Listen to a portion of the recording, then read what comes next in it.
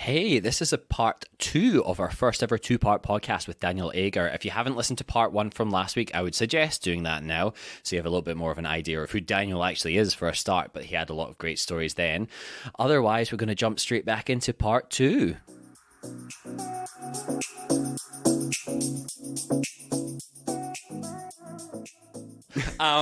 Do you want to talk about maybe a couple of the shows we've done as well together? Yes. So yes. I don't think I've ever named them before. Mm-hmm. I've said where they are and stuff like that. Yeah. Like, I don't Do we? care. I mean, like, I'm happy enough to name them, but it's whether you're comfortable or not. I mean, I'm fine naming them. I mean, one of them I'm definitely never working with them again. Yeah. Oh, I wonder which one it is. It's the second one. Yeah. Fair enough. Yeah. The first show that we ever did together. So I'm presuming this is the first one that you said you got out of uni as well. Yes, it is. It was called the Helendale Nude Footy Calendar, I believe. The second mounting of it. Yeah. Yeah. So we did that for Melbourne. What's Midsummer called again? Yeah, Festival, yes. Midsummer Sorry, Festival. thank you. So it's like LGBTQIA plus. Festival runs for about a month in Melbourne. And Yeah. It's a good fun time. yeah, it is. And we did 1 week run, I think, of this show. I think so. Yeah. Yeah. It was relatively short. But Yeah, it was. A very gay show, I would have to say. Purely guys and a lot of dicks. And by a lot of dicks, I mean a lot of nudity. Yeah. I don't think anybody that worked on the show was a dick. I don't think, unless No, you... I don't. Cool. Just No, checking. I don't. Yeah. Yeah, and you were one of the 3 main characters as well, because there was I like was. 3 congruent storylines, I suppose. So like one Bayside town, one country town, and then... The caravan park? Is A that, caravan. Yeah, Was that you? That was my Yeah, one, yeah, okay. the caravan park. And then, what was the other one? That was those 3. That's Okay. Yeah, because so Seaside Caravan Park and Country Town. I think so.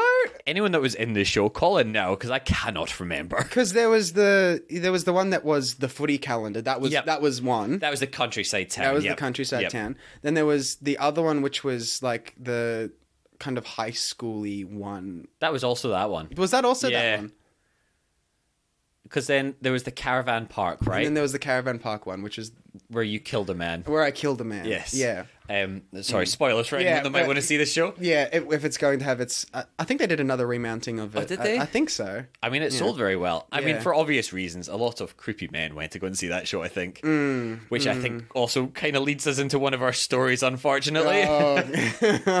But yes, I think... I don't know if this is the story you're going to tell, but I think it was our second last night where we had somebody a little too eager to interact with the show. Do you remember that? I do remember. Yeah. Yeah, now that you're mentioning it, I do remember. Was that the story you were going to tell? No. I Oh, was cool. just going to bring it up because I find it funny that you mention this show Oh, every okay. time, and you're like, oh, I got my cock out. Yeah. It's not even that. I just had to like lie on stage on a couple of pillows and like pretend it was a bed. Yeah. I was like, I just look like a vagrant sleeping naked on the stage. But yeah, so I think it was our second last show. And it's not an interactive show whatsoever. No, it's not. No, it's a sit down, shut up, enjoy the acting and or the nudity. Like there's definitely reasons. A lot of people went for one of those 2 reasons. But I don't know, like the first 2 minutes in, somebody started talking to us like they were part of the show or like they were like interacting with us. So like somebody's like, oh, we should do this nude footy calendar to raise money for the footy club, and then somebody in the audience is like, sounds like a great idea, and we're like, wait, what? And then you just keep going, and then they keep shouting out things like that. And then at one point, and I'm going to say this word, and it is absolutely not okay to say, but I'm literally just going to say it because it is what they shouted at us. verbatim. Yeah, and they just shouted out faggot at one point to us. Yeah. And then like whilst we were How on did they stage, know? I know. Like, yeah, excuse me, sir, that's not okay. But yeah, so they shouted that out, and then we're like, wait, what? Like, Yeah. it's such a hard, because you're in the middle of the show, and I think the assistant director went up and had a word with him at that point, and then they kicked him out at halftime, unsurprisingly.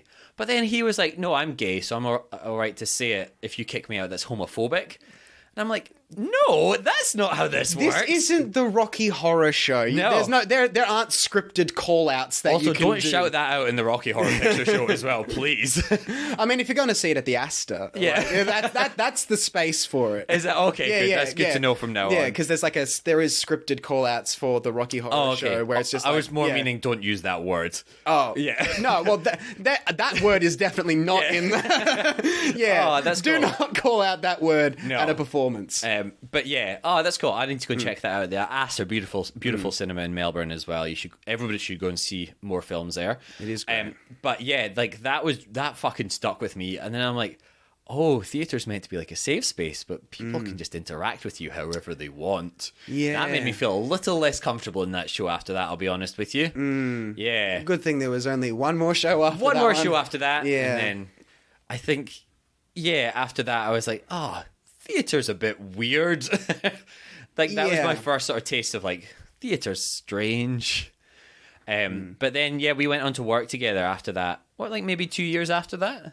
Was it 2 years? Was it 1 year? Maybe it was 1 year, actually, yeah. Or was it the same year? Was it? It might have well been, actually, to be honest with you, yeah. Well, I mean, we were, like, working that show, like, for 6 months before it actually went on. So this second show we did together was 6 months' worth of rehearsals. Mm-hmm. And I want to say it was in a much larger theatre, much more, I don't know what the way you'd say it is, like, much more respected. Not even that, but, like... One of the big theatres in Melbourne. Yeah. In Melbourne, sorry. Melbourne's not plural. In Melbourne's. Yeah, and we got paid more for the Midsummer show. We did. We did for the other one. We did, for the 6 months of... like and 6 months rehearsals, and that's not even a joke as well. Yeah, we are not joking. It was 6 months of work, and the thing that really... it really irks me every time I think about it. They got professional makeup artists to come in and do our makeup every night, and they paid them $200 a night. Yeah. So the makeup artist, and it wasn't fancy. Yeah. It was literally just foundation and for me an insane amount of powder because I'm a sweaty bastard. Hey. But yeah. But like that's all it was, and I was just like, how are they getting paid more than us? Yeah. But yeah, that was upsetting as well. And also, that show, I vaped in it quite a lot. And afterwards, I was like, I really fancy vaping now. I was like, this I don't know. Nobody vape. But like, if you do it so much in a show and during the rehearsal period as well. You got addicted to vaping. I did a little bit. Like afterwards, I was like, should I buy a vape? Like it's just, and it's just like a fidget toy almost. Because you're just like, because you can just use it at any time. It's just like a, not thinking, just like, there we go. Oh, fuck, it's there, yeah. Yeah. And you look sick as well. You don't as well. No, For anyone listening to the vapes, you do not. No one looks sick vaping. No. But I mean, like, it was quite a big show as well. And I don't know. That was such a weird one, though. It was a weird one. Like, I wouldn't... I mean, there was a couple of times where things got, like, really... Like, the people who were running the show... Yep. I missed one rehearsal out of the 6 months. And they... got really, really mad at me. Yeah. And like, I don't mean to detract from the work you did in the show, but you weren't the main character, so you weren't needed for every rehearsal. Exactly. A lot of the time, you were just in the background polishing glasses. Yeah, I was. Yeah, and then I was working on a show that ended up paying me more money than and I was like, oh, I'm just doing this rehearsal because I have to do this rehearsal because we're going. Because they're paying me to be at this rehearsal. They're paying me to be at this rehearsal, and this show is happening before your show. Yeah, right? So... Which is crazy. Yeah, exactly. Because it took 6 months to get that show. It's so funny, but so many of those rehearsals, I just felt like, was this anything today? Yeah. Yeah, I don't know. It did feel... We're all very familiar with each other by the end of it, I think, for better or worse. Like, it was very much... And then, like, this show just ended, and then you're like, I haven't seen some of those people since then. I have seen some of those people. I have seen some of the other ones as well, to be honest, as well. Yeah, but like some other people, you spend like 6 months of your life with them. Well, some of them have moved over like seas and things like left. that. They've left. They've escaped. They've abandoned us. They're over there selling Bitcoin now. Yeah. I might cut that out of the podcast. Moving on. What were your other stories, Daniel? Sorry. We'll start bringing this up to a close. So do we have any of the big stories that we want to finish on? Any of those salacious ones? Those disgustingly traumatic ones? I mean... The ones that have kept us up at night, which you'll be thinking about all night tonight now as well. I have I have quite a few. Yeah, well, I have quite a few, especially like from the last about year and a half. Oh, cool. Well, I'm more than happy to keep going for as long as you're happy to. Yeah. So if this is a really long one, I might cut it up into 2 parts. But I'm here for as many stories as you have. So whenever you get bored of telling me them, just let me know when we can finish. But let's keep going. Otherwise, this might be a little 2-parter here, guys. Yay. First ever 2-parter as well. 2-parter. Yeah. I just have a lot of. I've worked with a lot of people. Oh. Yeah. Oh no. What does that mean? Who's been cancelled that you've worked with, Daniel? Oh. I won't name names, but there are definitely people that probably shouldn't Google be them. in the industry. Yeah, they probably shouldn't be in positions of power. Wow. Yeah. Well, our last week's show with friends of the show, Jay and Lisa, they told the first story ever where somebody that worked on their short film is a convicted criminal. Oh, And I think I heard that story. Yes. So, if you can top that, I'll be very impressed. No one has been convicted yet, although I can tell you some things that people have said to some other people on set that are probably like, oh, that's a concerning thing to say. Oh, no. Oh, so if this is actually getting played in court in that case, please subscribe, everyone on the jury. Oh, God. Yeah. But where should I... I mean, technically, this is one of the... so over the last year and a half, I've been like, I'm going to do screen stuff because I was initially going to do it back in 2020, but obviously, how did that go for you? Yeah, it went fucking great. Yeah, great. That's sarcasm as well for anyone not quite sure. The old pandemic wasn't so great. I mean, for a lot of people, obviously, but as far as TV and film work, really fucked everything. It did. It did. If you weren't already like on something, then you were never getting on there. Exactly, because it was just like, okay, close knit people working in, right. And it's so hard to get on anything as is anyway, let alone with a fucking pandemic going on. But sorry. So you've made a bit more of an effort to push towards screen work. Some of it's been a bit like okay, because I've done about in the last maybe year. About a year and a half, I've done at least 14 short films. Yeah, that's fine. That's not including any of the feature films that I've been a part on and done like small minor things on, or television shows that who knows if I'm going to actually be in them or not. Yeah, but you filmed your part on them as well, which is awesome. I've got an IMDb credit. Exactly. And I didn't put it there myself. So. Yes, finally. Yeah. Which is awesome. Are you allowed to talk about that at Swift Street? Yeah, I think I'm allowed to talk. I don't think I'd... I mean, I can't talk about any. No, I want to know verbatim what the script is. Oh yeah, okay. Well, I've actually got my sides right here. So I'll take a photo of that and post it on Instagram afterwards. Yeah. No, but that's awesome. With my name on it as well. That's right, with the big name across the back of it. Yeah. But congrats on that. That's awesome. That's your first larger TV role, is it? It was. Yeah. Well, it's my first. It's my first time ever being on actual TV. Sick. Congrats. All of the stuff that I've done has either been on like small parts on like feature films that most of them are international, I've done some of those as well. Actually, I want to that reminds me of a story. This is chronologically, this is the first thing that will probably happen in the in the next segment or whatever. It was the first time I ever worked on a feature. I auditioned for a larger role in the thing. Okay. I didn't get anything for it, but then they needed some people for... It was kind of like extras work, but they needed specific people to do specific things in the thing. And they're like, oh, we want you. And they called me literally the night before they were shooting. To holy shit. And be like, hey, can you make it to this location in a rural country town that I did not live in for 3 years, Oh, wow. They're like, can you do that? The next morning? Yeah, the next morning. They were like, we need you to be there at 6 a.m. for hair and makeup. And, Jesus Christ. and I'm like, oh, it's 10 at the moment, 10 p.m. You guys didn't want to give me a call today? Yeah, in you the could have called daytime? me earlier. So I'm like, okay, I'll go there. So then I go in and I'm like, well, my hair's not... because it was a period piece. I'm like, my hair's not really like right for this. Yeah. So I have to go in and basically get a haircut.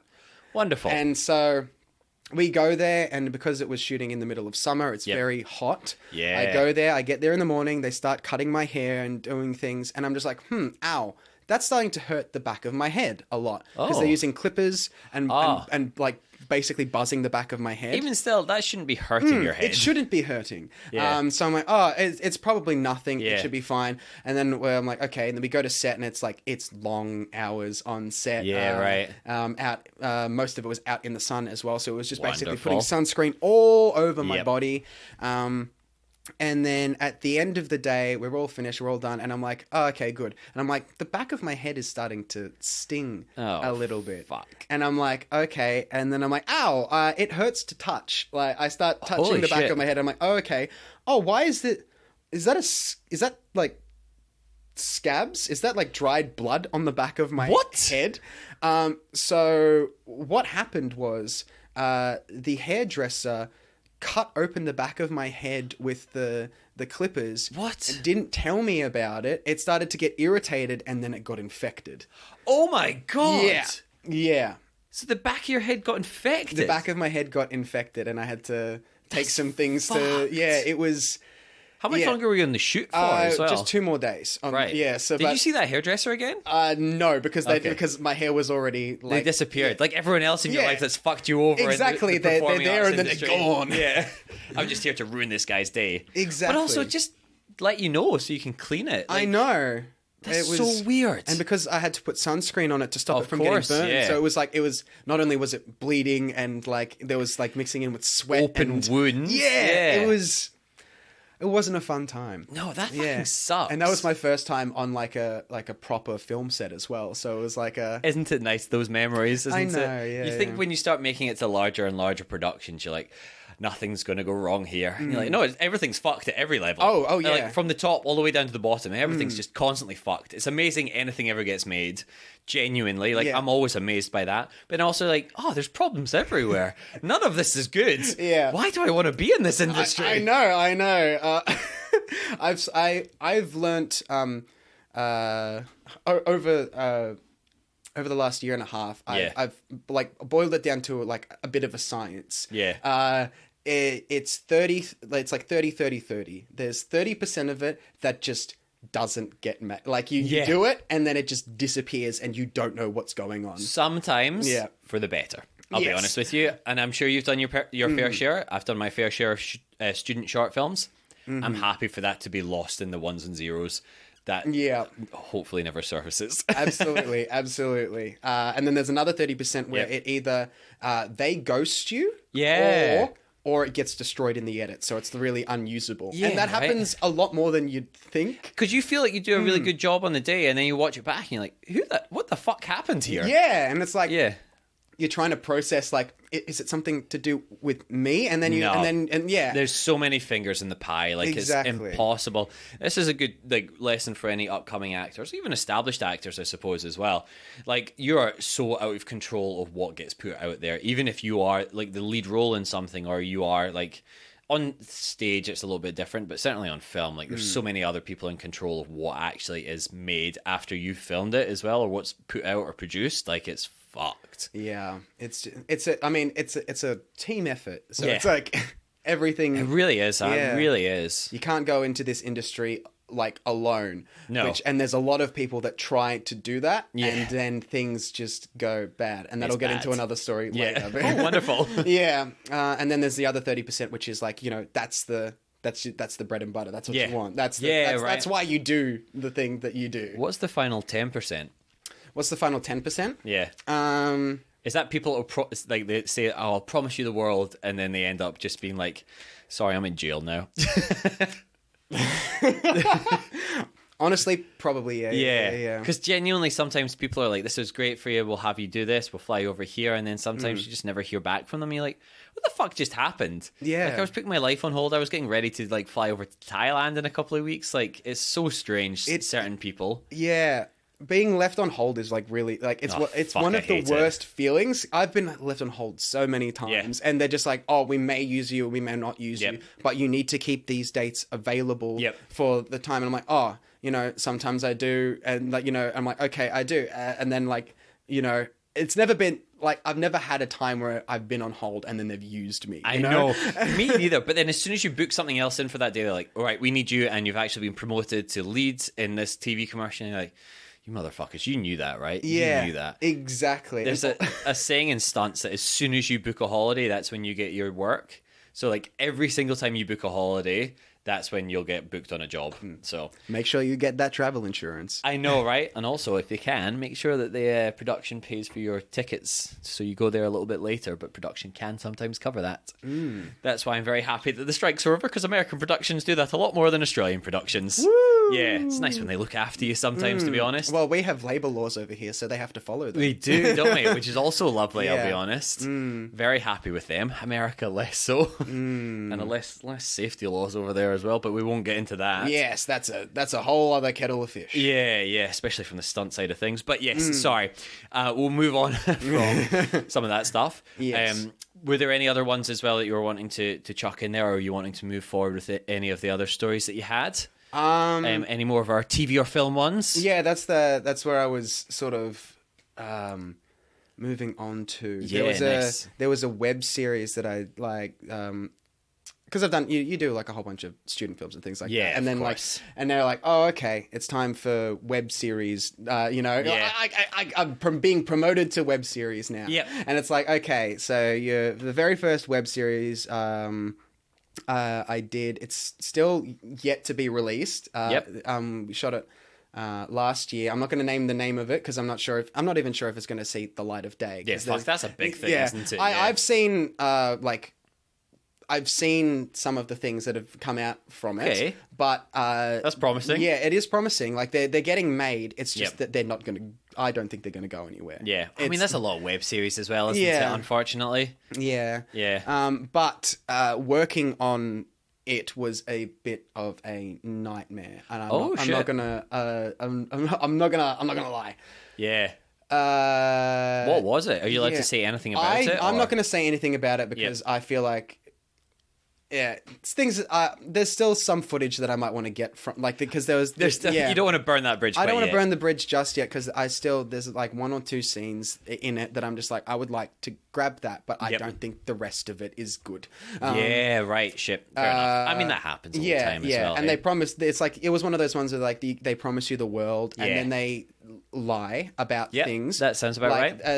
Because it's about, there are some things in it that are to do with like religious elements. And they were like, oh no, this isn't a religious thing. Yep. It was. So like promoting religious things? Kind of, but kind of not really. Like at the start of every episode, there is like a thing where it starts to. I'm getting into specifics about something that I'm trying to be vague about, but they have like a thing about consult your scripture kind of thing to make sure, because all of this is fantasy. Consult your scripture on things that you want to know about, and I'm like, okay. I was initially told on the thing that it was going to be neutral on the thing, and it was sort of, this was the building blocks of like a kind of fantasy world that was being created, and I was like, okay, I feel a little bit more icky about this, and that's uncomfortable, isn't it? And the shoot dates, they were like, these are the shoot dates that we're doing. This is the amount of time we're going to be doing on the shoot dates. And we're going to be shooting 5 episodes with like 25-page scripts over 5 days. What? Yes. And for anyone listening as well that's not in the industry, I should say, the general rule, it can change obviously, but about 1 minute's worth of screen time is 1 page essentially. And shooting that is not 1 minute in real life. So 25 times 5. Well, some of them were between 11 and 19, and then the last one was like 26 pages. So I just like rounded it into like 26 pages even across 5 days is so much. And he thought that he would be able to get it done in 5 hours on each of those days. What? Yeah, so when it inevitably went over, because it was like, oh, we're going to be doing it from this to this, and then it went over like 6 or 7 hours each time. Of course. Of course it did. Surprised it wasn't more, I'll be honest with you. And it was all talking. It was all dialogue. Oh, and wow. And it was just like, it did a lot. And then obviously, us as actors we were like promised that it was going to be like a safe and, you know, thing. He was the only one on set. He did the lighting, the sound, because he's just like, I want to do this all myself because I feel like I'm the only person who can do it. That is the biggest red flag for anyone listening as well. Like, that is not good. And I sort of didn't know about this until I'd already signed on that it was going to be like so annoying when that happens as well. And like, it's not par for the course by any means, but it does happen. It does happen. And so many people, like, they'll lie to your face, intentionally or unintentionally, but they will fucking lie to your face about that kind of stuff. And you're like, if I'd known this, I wouldn't have done it. Like, straight up. Yeah.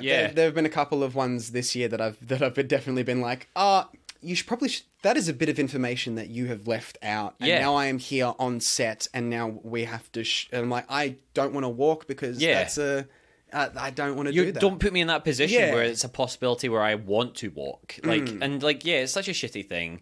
But fuck, man, like, lighting has its own department for a reason. Sound has its own department for a reason. You never notice it unless it's bad. Continuity has its own part. Continuity. Like, that was a fucking nightmare to do because it was like 5 actors like having to work out the continuity on their own thing. And but so there was one night where it all sort of came to a head, and we were having a bit of a row, as it were, being like, hey, what the fuck is this? Like, we you said that we were going to be done 5 hours ago. It is now like 3 a.m. in the morning. Fuck. And we and some of the people on set were women, so it was sort of just like we did not account for this, and now we have to try and find a way home that is safe during the middle of the night, which is a safety concern. Oh, for sure. And then he was just like, no, that's definitely a thing. That's like, you know,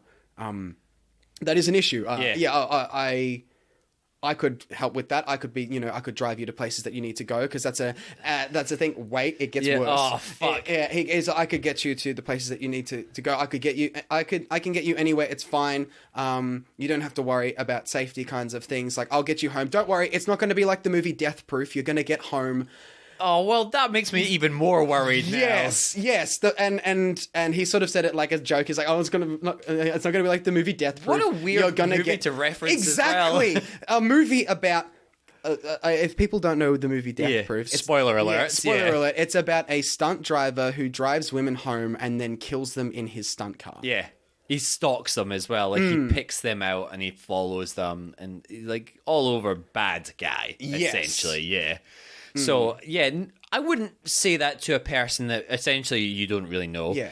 To put them at ease. Was we'd done one rehearsal, and then this was the third day of shooting. Yeah. So it was like, okay, this is like we've only known each other for almost 4 days at this point. Yeah. And it was and like, you're like, don't put me in this position as well. Like, don't put me in this position where I have to accept this lift from you. Pay for a fucking Uber. Yeah. It was not in the budget. And he was and there's like, he was boasting about the fact that he got it done over this amount of time, and he only spent like $8,000 on the. Don't boast about that to considering me. that he was underpaying and overworking people. And then it was boasting to the people you've done that to. You're like, that's almost been like, haha, I made you work for more for less. Exactly. And you're like, what? No, that's not a good thing. No. It was a genuinely bad experience. And then I did have a word with him afterwards to be like, hey, I know you were probably joking about that. Yeah. Podcast Dog has come to destroy the podcast. So I'm probably going to have to get rid of her for 1 second. Oh, good. But, all right, we're going to take a little short intermission. I'll be right back. Hello. Now, not to interrupt all of these wonderfully awkward stories, but Coffee on Cue is back at it again. Introducing the Coffee on Cue Filter Coffee Brewing Pack, your ticket to enjoying these embarrassing moments with a perfect cup of coffee. This incredible kit includes a 2-cup V60 pour-over filter brewer, matching filter papers, and 250 grams of their Ethiopian Guji single origin coffee, specially roasted for filter brewing. This is the gift for the coffee drinker in your life, or for an office Kris Kringle, or anyone that says, I don't really want a present this year. And the best part? Well, we've got an exclusive offer just for you beautiful perverts. head over to www.coffeeonq.com.au, and that's QCUE, right now, and use the code WBFT15. That's WBFT15 at checkout, and you'll score a fantastic 15% off your purchase. So, whether you're brewing up awkward stories or sharing a laugh over a cup of delicious filter coffee, the Coffee on Q Filter Coffee Brewing Pack is here to make every moment extra special. And that will happen with your WBFT15 15% discount. So don't miss out on this incredible deal and the opportunity to give the perfect gift this holiday season. Visit www.coffeeonq.com.au and use WB15 for your 15% discount and start embracing the awkward, one cup of coffee at a time. Alright, podcast dog has been dealt with. She is back out the room, soon to break in again, I'm certain. Ooh. But yes, sorry, yes. Moving on, from unsafe sets. And yeah, honestly, a lot of the time as well, it's just so fucking annoying that you have to put up with that stuff as well. Like, obviously, all of this stuff, or like all sets are moving in a generally good direction, I think, like safety-wise. But you're like, don't put people in that fucking position, man. Yeah. Don't make your stupid little ego projects where you're like putting people in genuine danger. Yeah, no, I've definitely dealt with a lot of those. Right. This year, there's two other instances that I want to talk about, just because I feel like these stories are important to. I think they are as well, out. Genuinely, because this is the part where it's not necessarily so much comedy, but it's, if you hear other people's experiences with it, you maybe have a little bit more confidence to speak up in the moment as well. Because I'll completely segue into my own little safety story as well there, but I was shooting this feature film at one point, and there was this part where a car had to roll backwards towards kids in the script. Like, no, it'll be all safe on the day, we'll film at camera angles, like there'd be no kids in front of cars or anything at any point, until the point in the day on a feature film as well, where there's plenty of people standing around watching, where they're like, all right, we're going to roll the car back, but then break like plenty of distance away from the kids.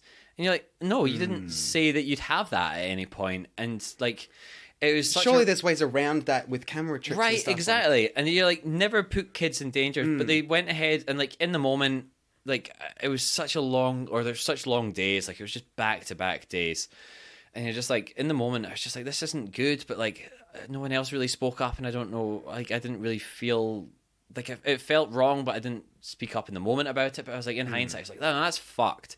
And like the kids' parents were watching it, but they obviously trust everyone because it's like the assumed safety on set, right? Essentially, and there's so many other people there that nobody else spoke up about it. But like in hindsight, it's like that's fucked. That's like that could have been so dangerous. It's so easy for things to go wrong. Exactly, as well. right? Like the amount of times that I've been punched in the face during like stunt things, or like punched in the throat one time. Like wonderful! Yeah, and I had to sing afterwards, so that was fun. That wasn't even in a mascot as well, was it? No, that wasn't in a mascot. How'd you get punched in the throat? That was that was on a musical that I did, and in the scene I was supposed to get punched across the face. Oh, nice. And it was the actor was a little bit like, oh yeah, I'm feeling it, and that's so bad. Just punched me square in the throat, and wow, it was like and you could hear like it was like you could hear it from the back of the audience as well, and I just had to be like, oh, okay, I have to stay on stage now and sing a song after this. I mean, I guess it cleared my throat.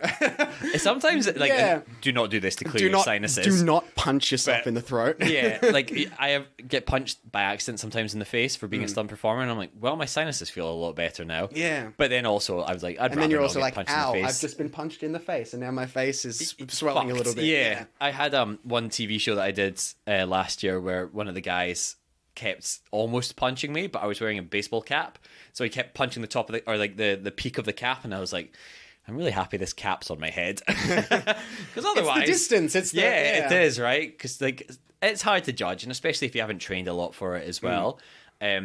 And sorry, I will let you get back to your stories as well. Yeah. But we have a little scene that we filmed together as well. We did. It's my most popular video on YouTube, actually. It is. It has found its way into some very dark parts of the internet. A lot of men fighting men videos. Because on the back end of YouTube, you can see where the videos have been saved to. Oh. So I can see what playlist it's been saved to. So it's man versus man. Man beats up man. For some reason, Jewish men fighting. Was that us? That's us, yeah. That was one of the other playlists that it's been saved to. So and the occasional comment, sorry, it was like, oh, it'd be better if he kissed him afterwards. I did see that one. I sent that through to you. Yeah. So, yeah. So honestly, like, that's really funny. It's so fun. Like, I don't mind it as well, obviously. It's nowhere near as creepy or whatever as your TikTok comments. Yeah. When they're saying it directly to you, like in the live, moment, yeah, it's sort of like you can't really distance yourself from it because it's like it's right there. Yeah, it's happening to you. But whereas this was like all edited and shot months ago and whatever. Yeah. Obviously, still like don't write that stuff. I reckon. Like if you're a healthy individual, don't. Just don't, maybe don't. Yeah, but like that video has like 50,000 views, which I know is not much, but like just for two men fighting in a tunnel. Yeah, it was fun. Yeah, it was. I really enjoyed it as well. It's a great little video, but yeah, it's so funny because it's like there's not really any homosexual undertones, which I picked up on, but it's been saved to a lot of homosexual undertone fight videos. Well, hey. Yeah. It is what it is. Whatever gets you views, honestly, I'll take them. Exactly. It's all like you get that ad revenue, I guess. So anyone listening to the podcast, please go and comment something inappropriate on that YouTube video of us. But yeah, sorry. Moving on swiftly from that. Yes. What are some of the other stories that you were going to tell me about your unsafe working environments? Yes, we love talking about unsafe working environments. Oh, don't we all? Don't we love unsafe working environments, right? Yeah, it's really the bread and butter of the industry. It really is, and I wish that was a joke, but it's not. Yeah. Yeah. I love intimacy coordinators. Oh, I sing their praises so much Yes. now, right? So for anyone that doesn't know as well, would you like to maybe explain what an intimacy coordinator does? I speak for a living, by the way. Intimacy coordinators are people who... Sorry, coordinators? Oh yes. Intimacy coordinators are people who are on set who are, and in rehearsals as well, who are specifically there to choreograph and make sure actors are safe in intimate situations within scenes. Simulated sex scenes, simulated kissing, which is really kind of just kissing anyway, to be honest with you. But even things to like holding hands, hugging each other, because I think a lot of the time with actors, a lot of assumed physical contact you assume is fine, and it's not your fault, but just because it says it in the script doesn't mean that someone's always comfortable with it as well. So somebody basically just there on your side, essentially just being like, hey, this is how we're going to do it safely, this is a safe space, I'm here for you guys as well. A lot of the time as an actor, they're not against you. Well, I mean, some of them are, but nobody's really barracking you. So it's like the intimacy coordinator will like step in front of camera sometimes, be like, no, we're not shooting until we've had time to run through this safely, which is so fucking welcome. Oh, it is so good because like it's their job to basically be like, no, fuck you guys. Yeah. This is not safe for a person to be doing right now. Right. And like even at points as well, and it sounds like it's so melodramatic, but they'll be like, all right, if you want this actor to do this, you come and do it first. You come and stand naked in front of a camera with all these people watching, and like a closed set, which like they will have a closed set for nude scenes, but that's still like 10 people staring at you in a room of strangers, essentially. Yeah. So you're like, no, it's a very uncomfortable, even though we are fine doing it, it's still uncomfortable. Like, we're fucking humans. It is, especially because there's always the when it comes to those things, there's always heightened emotions. Oh, for sure, yeah. Like, because sometimes it's not always like the most pleasant situation that is going on. No, and you're right? like, and you have to make sure that like, it's safe for the people. And you feel safe with the other person that you're in the scene with as well. Because sometimes if they're in that heightened emotional state, you're like, I kind of need to trust this person not to go off the rails, essentially. Yeah. Yeah, so like having that rehearsal and then someone else there, so welcome. Yes, anyway, basically a stunt coordinator for emotions. It really is. Yeah. And it's taken so long, and there's still so much pushback for it as well, for whatever reason. Why? But I know, right? It's like, I think it's all those people that are like... They don't want to pay people that they don't feel like they want to pay. Yeah. But yet you have 12 grips. And I love you, grips. But what are you all doing all the time?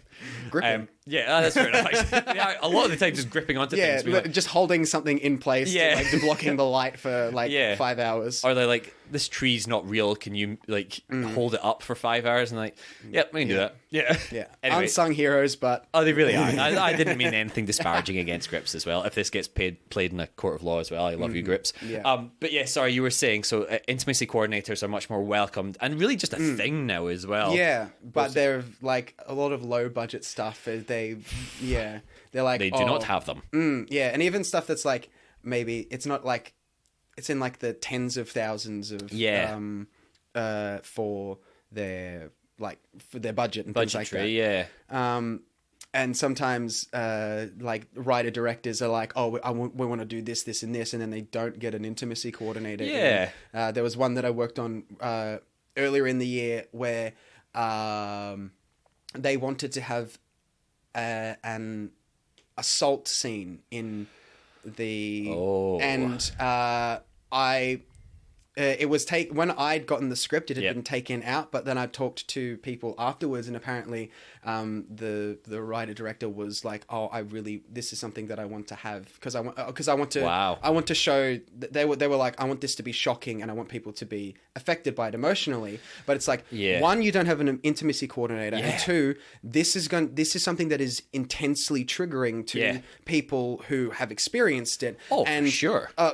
And you are a straight white male who is writing this from his perspective, and the rest of the film sort of had that straight white male perspective of this really important issue that was but he was like, I wanted to be included in the conversation, and I'm like, okay, what research did you do? None. Classic. I found out that after the fact as well, so I was just like, okay, this is something that you should really. And a lot of the time people will be like, no, it's fine, and you're like, it's not. Yeah. And their confidence makes you feel like you're wrong. Yeah. But you're like, sorry. It's because maybe you're fine with it doesn't mean it's fine as well. Like, this isn't fine. Like, we need safety measures as well. Yeah. So, sometimes if it's like, if it feels bad in your gut, sometimes it is a wrong thing to do. The classic like gut feeling really go with that. Yeah. But did you end up filming it then? No. That wasn't filmed because the producer and the DOP were like, we're going to have a meeting with you. Yeah. We are not going to shoot this. Oh, wow. They were like, that bad. Yeah, Holy that shit. That bad. We are not going to shoot this. I don't care what you say. Yeah. No matter how much money you throw at us or the thing, we are not going to point the camera at that. That is fucked. Yeah. What did this director want as well? Like, what do you need? Well, it's not out yet, but it was about abortion, specifically over in America. Yeah. So it was like, so they wanted to say that was like the like the justifying the abortion kind of a thing. Yeah, is it? To be like, what happens if this is a kind of thing? Yeah. Like this is. This is what would happen if, because of this. I feel like your message is really lost when all people can think about is that scene, especially to the point where, like, even before you've shot it, you've vehemently spoken out against it. And then the point where the DOP and producer, who are two of the highest up people on a film set, are saying outright no, regardless, just no. Like, you probably don't need that in your film, man. Yeah. Or, like... They also wanted to shoot in a helicopter, so I guess there was some... Fair enough. That obviously the first thing I think about abortion rights in America is like, I need some fucking sick helicopter scenes. Yeah. Exactly. Did they want they wanted shots from a helicopter. Get a down drone. Exactly. Who was this film? You don't have to say anything about it. No. Yeah. We could talk about it after. Was this person like straight out the 80s? Yes, actually, this was their first actual they're like, all right, this is the first time that I'm doing all of this, and I'm getting people that I trust to, try and help me out, but was still also being adamantly like, I'm not going to go on another film set because I don't want to have other people's ideas taint my ideas, kind of thing. I hate those people, and I get it if you're an auteur. Don't get me wrong. I'm sure Quentin Tarantino is not picking up like the next rom-com movie to shoot because he wants to. But no one's Quentin Tarantino except from Quentin Tarantino. Like, you're not going on other people's shoots. And even then, Quentin Tarantino sometimes is... Oh, he's a bit of a... there's some stuff, isn't there? Yeah, there's some stuff. Yeah. But yeah, like being like that is just always, again, another massive red flag for me as well. I'm just like, oh, you don't like feedback. A lot of people have told you things are wrong with your productions, and you're like, no, this is how I do it, and you're like, that doesn't make it a good thing. Yeah. That's when you should learn. Yeah. Yeah. Oh, I want to be the next Stanley Kubrick and like basically Stanley Kubrick treated his actors horribly. Absolutely. Shelley Duvall, like years and years of psychological trauma after The Shining. That's not a good thing. That is not a good thing. Yeah. Maybe don't be like Stanley Kubrick. Yeah, exactly, in that right? sense. You can still make things look like a Stanley Kubrick film without tormenting the people who are working for you. Also, these are the people that are going to be talking about you for years to come as well. Exactly. And now, like 2023, we got a podcast in my spare room slash very illustrious podcast studio. But like things get out so much easier now. Whereas like the Stanley Kubrick style of filmmaking and how people were treated, that took so long to come out. About how he mistreated people and a lot of the stuff that happened back then as well. I mean, now it's instantaneous. Yeah, like even the Me Too movement and stuff like that. So you're like, no, like, yeah, don't treat people like that. Yeah. Why is it such a fucking conversation?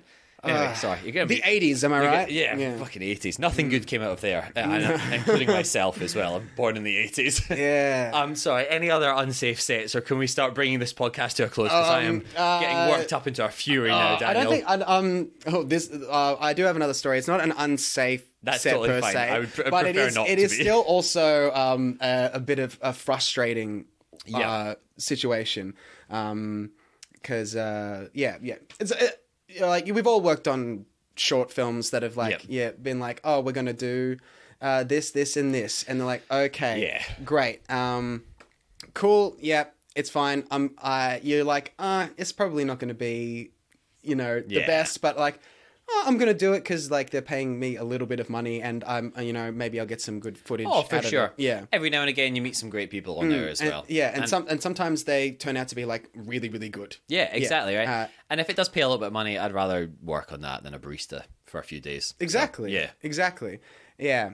So there was this one that I did earlier in the year, and on the shoot date, it was coming up, and they were like, "Oh, we want you to be here at the location early in the morning because we want to make sure that everything's right." And I'm like, "Oh, okay." So I'm assuming we're going in there, and then we're going to shoot some stuff, and that's going to be early in the morning. They were like, "All right, we need you to be here at around 7:30 ish," and the location was about over an hour away from where I lived, so I had to get up quite early in the morning.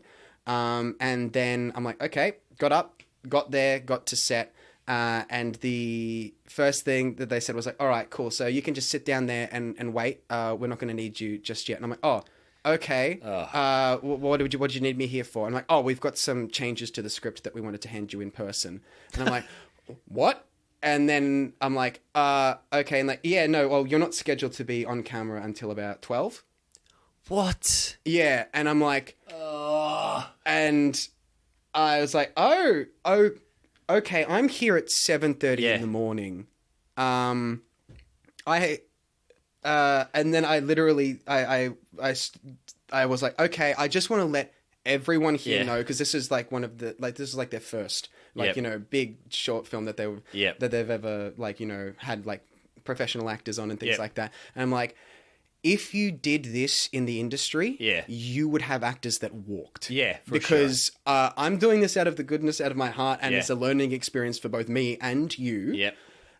This kind of behavior. Yeah. No. I was there.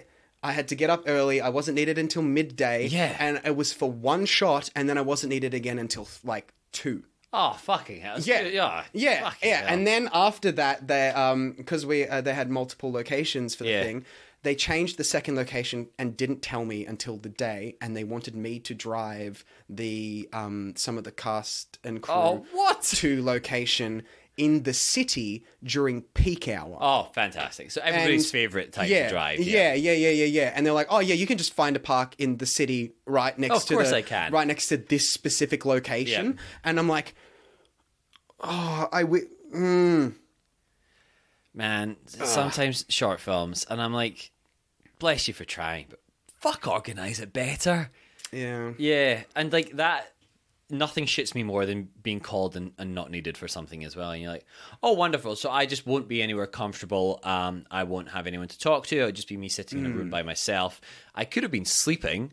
And if this is just a massive waste of my time. Exactly. And all of this could have been changed by just having one conversation with me. A simple phone call or an email. Exactly. We could have talked about this. We could have like been like, okay, oh no, that's not what happens in this. And like, oh, this location has been changed. You realize this is going to be happening during peak hour. Yeah. I'm not quite comfortable with the fact that this is being changed right now. Yeah. And maybe I would have been like, goodbye. Because honestly, I probably, if I knew that was the case, I probably would have pulled out. Yeah, for sure. Yeah, that's fucking shit. And then I didn't get the footage. So, wonderful. Yeah, also, and I tried to. I don't think it's disappeared. I think it's they just haven't. They've ghosted me because I've been they wanted to do some pickups and I wasn't available for the pickups because I was busy getting paid for something that I ended up getting footage from. So it was sort of wonderful. Like oh, look at that. It's almost like stuff that you want to work on is more favorable than stuff that they fuck you around with and don't pay very much for. Yeah. Funny, it was also a learning experience because like you start to learn which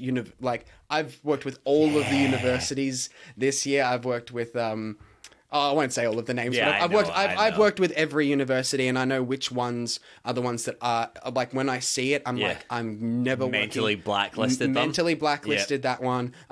This one, what year are they in that one? Yeah, because you like, oh, they're at a university, or there is big differences between the years in like. Oh my it's God, always right? Yeah, and I'm getting a little bit older now as well. I'm 35, and I was like, my God, like. If I was 19 and trying to deal with people like almost twice my age, I'd be like, yeah, of course I'd be useless too. But then I don't want to do that either. I'll be honest with you. Like, I don't want to have people being like, I remember once, and we will finish this podcast.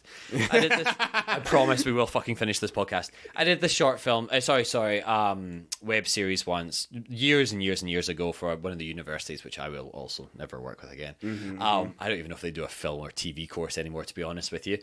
But they got us in, and it was one of those things where, like, it's a 6-part web series, but then they didn't tell us they weren't shooting any of the other episodes. They were just shooting the first episode. And then they didn't know what they were doing on the day, and there was so much stuff. And I'm celiac, so I gave them my dietary requirements. And for anyone that doesn't know as well, you always get catered for on set because you can't wander out in your costume to go and get yourself a burger or whatever. And I got there, and then lunchtime came, and they're like, I don't know what gluten-free meant. Or celiac, sorry, they're like, I don't really know what celiac meant, so I saw this was gluten-free and I got you this. And it was just a loaf of banana bread that said gluten-free on it. And that was all they got me for lunch. So I was just a loaf of banana bread. Not even toasted, just in wrapper. They got it from 7-Eleven. So I was like, I'm going out for lunch and like we can start again when I come back because this is fucked. Like I'm not eating a whole loaf of banana bread for lunch and did not touch the banana bread. So... It's just that kind of stuff where you're like, I don't think either of us are in the point of our career anymore where we work on those kind of things. But no, sometimes you get tricked into those kinds of things. Sometimes, unfortunately, right? But when you're starting out a lot of the time as well, you really do unfortunately find them a lot more than you'd fucking hope you did. Oh, there was one that wasn't recently where they sent out dietary requirements. Yep.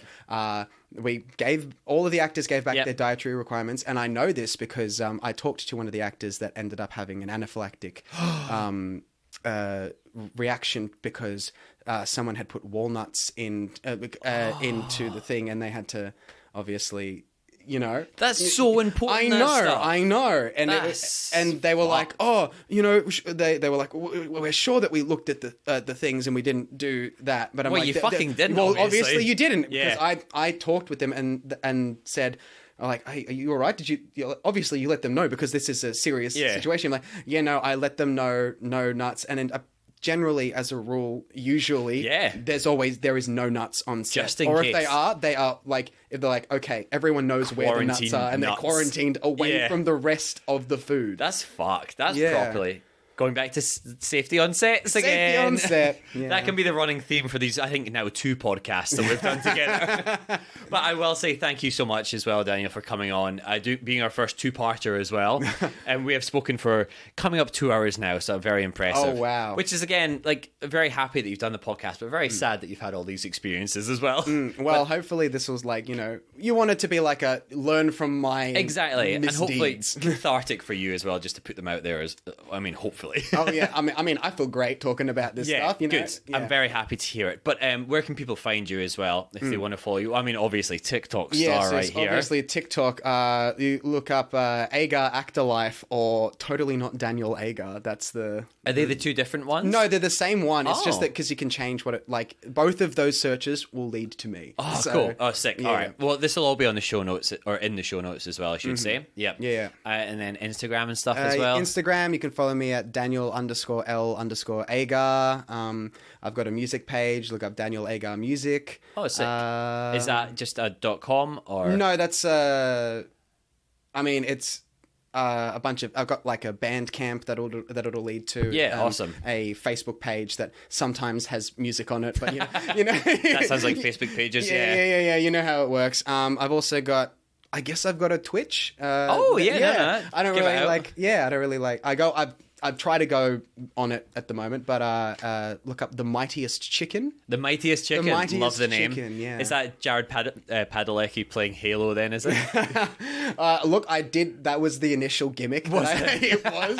Awesome. But then I was like, you know what? No, I'm just gonna. It's gonna be me playing. It's easier being Daniel. It is. Yeah, it is a lot nice. easier being Daniel. And I will say as well, maybe not. Keep an eye out for you in Swift Street, which should be coming out fairly soon as well. Yeah. Apparently, it's coming out early 2024. Yeah. So that's awesome. The ad's already out if you want to, go and boost Google that. the ads. Yeah. And again, like with anything, we never know as actors if we're going to be in it or not. Mm-hmm. But you've filmed your part. I've filmed my part. Been paid and on IMDb. And I know that my part is like it's a part of like a substantial storyline that happens over multiple episodes, but.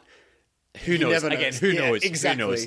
Yeah. So, I'll be checking it out. I'll post about it on the socials when it does come out as well. Mm-hmm. Then the same as every week, check out Won't Be Forgetting That Pod across most of the socials. Myself as well, Seb Muirhead, Muirhead across Instagram and YouTube.